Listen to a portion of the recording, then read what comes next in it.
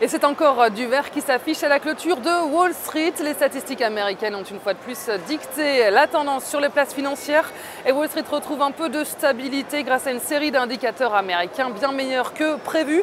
Les commandes de biens durables et les ventes de logements neufs sur le mois de mai ressortent au-delà des attentes des analystes ainsi que la confiance du consommateur en juin. Seul bémol, la révision à la baisse de la croissance américaine au premier trimestre à 1,8% contre 2,4% attendu. Un chiffre décevant mais plutôt bien accueilli par les opérateurs. Et cela veut dire que la fin de la politique d'assouplissement n'est pas pour tout de suite. Et le sentiment des investisseurs à l'égard de la Fed s'améliore. Ils comptent sur le soutien de l'institution pendant encore un certain temps. Et le message se veut apaisant également du côté des autres banques centrales en Chine et en Europe. Et Mario Draghi, le président de la Banque centrale européenne, a affirmé sa volonté de maintenir sa politique monétaire accommodante.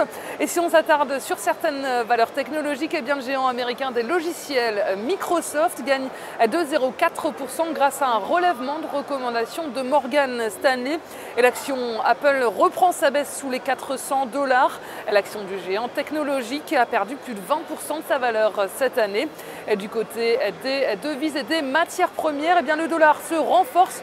L'euro, quant à lui, poursuit son recul. Il pourrait bientôt repasser sous les 1,30 $. Et l'or tombe à son plus bas niveau depuis 3 ans. L'once d'or est à 1,22 $.